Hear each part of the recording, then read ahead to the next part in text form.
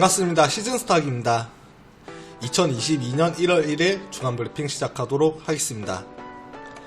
먼저 2021년 증시를 요약하자면 상반기까지는 참 분위기가 좋았는데 하반기로 접어들면서 전혀 힘을 쓰지 못한 모습이었습니다. 특히 올해 코스피 같은 경우 3% 정도 상승에 그쳤고 코스피보다 상승률이 낮은 국가는 중국과 브라질밖에 없었습니다. 대체로 아쉬운 증시였지만 2022년 같은 경우에 시장을 긍정적으로 보는 전망이 상당히 많이 나오고 있습니다.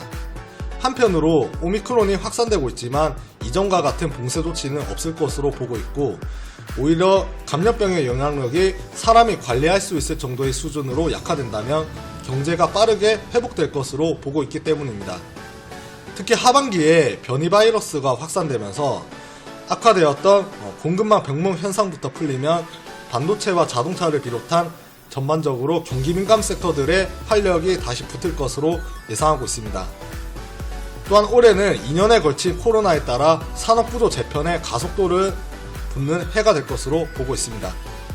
바이러스 확산을 막기 위한 비대면 트렌드는 사람들의 생활 전반에 걸친 디지털 전환을 촉발시켰고 이로써 작년에 메타버스 산업 개화에 대한 기대감으로 이어졌습니다.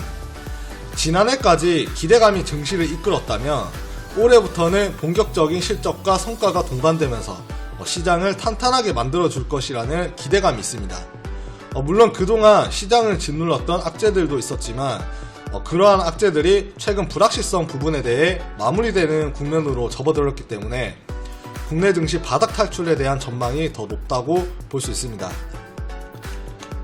1월 증시 같은 경우에 소위 1월 효과가 나타날 것이라는 기대감이 팽배한 모습입니다.